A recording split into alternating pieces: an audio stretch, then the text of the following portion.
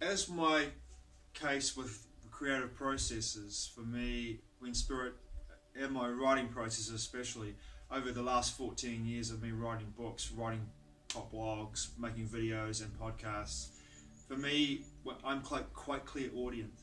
So for me, the process of creativity, especially when it comes to anything that moves with the writing process or the creative process, now for me, podcasts and videos especially, I am compounded with messages that come to me during the day and during the night from dreams, and that compounding of information that comes in will always formulate in a way that will lead me to more information and will lead me to more study and often to more places that I would least expect to go to in order to find the information I need to fulfill the creative task at hand. So for me, lately, the big thing that's really drawn me into my creative processes has not been podcasts or videos, but has been the idea of doing spoken word poetry with a cinematic landscape behind the poetry that makes it not like a beat poet, but something very different, like a cinematic, a movie with spoken word, like a voiceover for a movie, I guess you could say, but a whole movie rather than just a few scenes in a movie. So lately, the idea of doing this and doing one about my life has been really, my life experience up until now has been very poignant for me. I've just finished Genesis of Mind, which is my poetic start in 2020, which I wrote in 2020, and I've spent 2 years trying to find somebody, a sound engineer to work with to create this beautiful collection. And I met someone called in Australia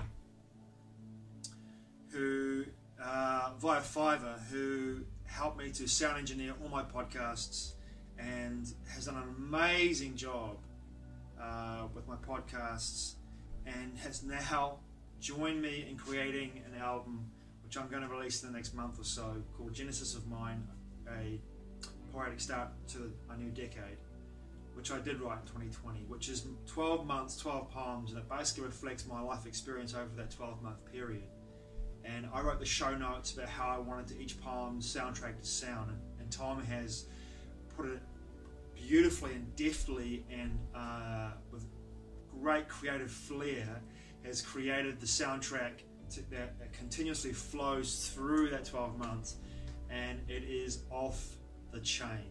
So the next phase for me in regards to this creative process is my choice to look at my friends and lovers over my whole life experience, and to really pick the people in my life that were so influential to me, that changed my life experience in a way that has made me feel enriched.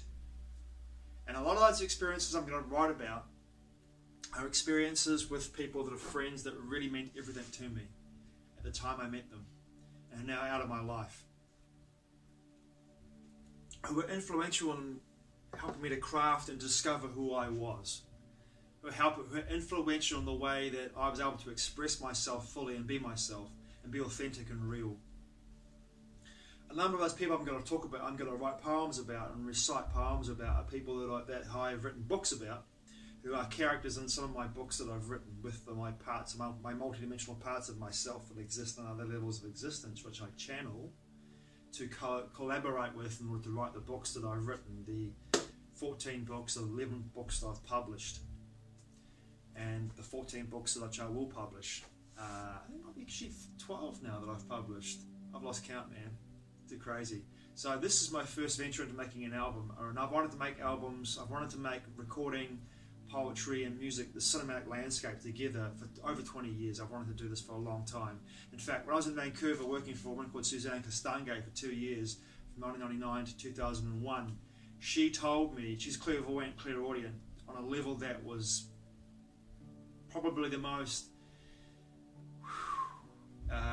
in depth and profound of any clairvoyance, any psychics I've ever met. She was next fucking level. In fact, when I first met her, I walked into her space in Vancouver, in Kitsilano, to build a closet with my friend Charlie, who I'd met travelling through Indonesia on a ferry ride from Bali to Lombok. in Indonesia, and Charlie and his partner at the time, Melissa, were travelling, and my partner at the time, Sam, and I were travelling on the same ferry. We got to know each other, and Charlie and Melissa said to us, "Hey, if you come to Canada, come look us up." So me and Sam ended up moving to Canada and living with them for about 2 months. So Charlie and I had gone to Suzanne's place to build a closet for Suzanne. This is a story, an anecdote that will kind of tie into what I'm saying here. We went to build a closet in Suzanne's place, and the moment I walked into the space to help Charlie build his closet, Suzanne pointed a finger at me and said, "You're going to work for me." And I said, "I am working for you. I'm building your closet with Charlie here." She's like, No. Tomorrow, give me a call, come and see me, and you're going to work for me." And she psychically, clairvoyantly, clairaudiently, and claircognizantly, which means she with clear knowing, she knew who I was and what I'd gone through in regards to my traumatic childhood, and could see the person that I was, and wanted me to be a part of her life in a way which I'm so grateful, beyond words,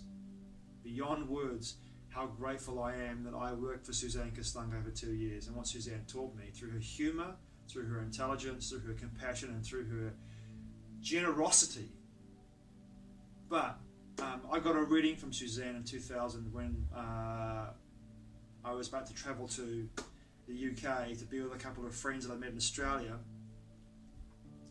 And she told me in that reading that I'd meet somebody in the UK that would put music to my words, that I would be the Bernie Taupin to someone's Elton John. And that was always been a dream of mine. I've always wanted to write songs. I've always wanted to be a songwriter rather than a poet. But I guess the two are kind of interchangeable. So 20 years later, almost 20 years, over 20 years later, well, actually it was 20 years, it was 2020 that I wanted to create this, but I am now at a place where I've done it. And I feel so elated that I've done this. But I can see it as a stepping stone moving towards me, continuing to do this process. I love it. I absolutely love it. So I'm going to do a book of poetry with spoken words, with people, certain individuals in my life. And a lot of those people in my life that I've met and I write poems about, we did not have a very amicable split in regards to our connections. And I'm talking about my lovers here, because the person that I was lacked any real integrity. Well, for me now, looking back at my life, lacked the integrity to be able to act in a way that was compassionate, was authentic and real. I was just afraid. I was so full of fear. And that fear really compromised my ability to act with integrity. But now I feel as though I can look back at those situations and write poems, and not in a form of apology, but make it quite clear that the people that are in my life that I'm going to write these poems about, and the soundtrack I'm going to create with this book of poetry, with this audio file of poetry, audio collection, album, I guess what it really is going to be quite clearly showing in mind, with my intention, and with the show notes that I'll create with these poems, that my love for these people, what they taught me, for me, outweighs my behaviour when I was acting like a dick, let's be honest, back in the time when I met these people and they're in my life. If that was the case, but the other people that were in my life, that came into my life, that I wasn't acting like a dick, that we were close and we bonded over life's experiences and became friends for a short time in our lives together, and now we don't talk to each other again. These people are always and will always be in my heart, and have always been in my heart, and I miss them all immensely, and I'd love to see them all again. So this is my devotion, my dedication to all these people that have been in my life. I'm not doing a Willie Nelson and Julio Iglesias to all the girls I've loved before. I considered doing that, but I thought it was like, hey, that's just a little bit too next level prissy for me, if that's the right word. Just a little bit egotistical. But there are some beautiful women in there that I've loved, and some women in this book of poetry I'm going to write that will be in this book, this collection of poems, this audio file, this album that I'm going to create, that were lovers of my life, that meant enormous change for me, and that really affected me in a way, looking back at my life in the last 50 years and my incarnation in this living body. That really changed my life in ways that I really can see now were instrumental. And this is where I want to move from now. I mean, writing books for me, I've got a book I've got to finish. Dick Swab, that part of myself, that satirist, that's a satirical part of myself that I started writing with in 2020, I've got rigmarole to finish, and I want to finish it at some point. This is a really important book to write. I can see that when I started writing it in 2020, the content of that book was so prescient, and it was then, and it still is today, even more so in regards to the movement towards transhumanism and the forces that are moving that into place. Gee, it's an important book to finish, and I really want to finish it. I might have some time this winter in 2022 to actually do it and get that book finished.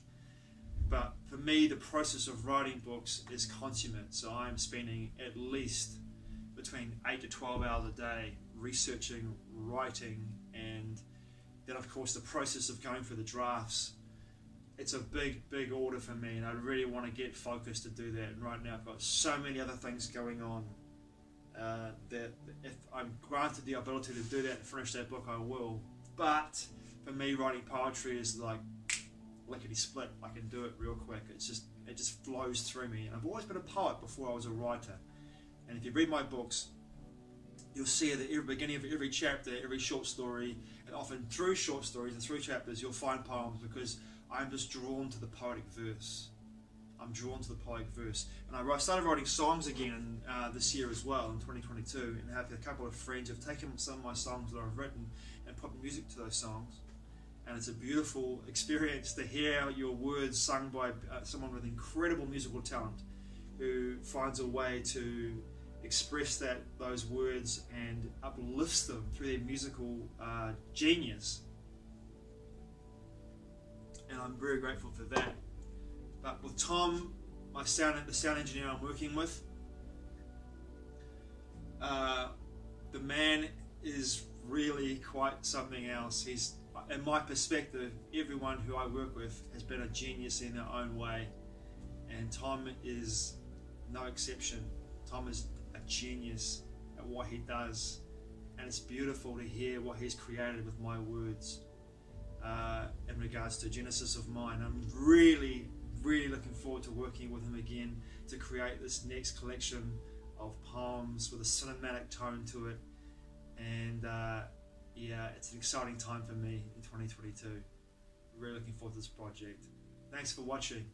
I really appreciate it. Mā te wā. I'll see you again soon.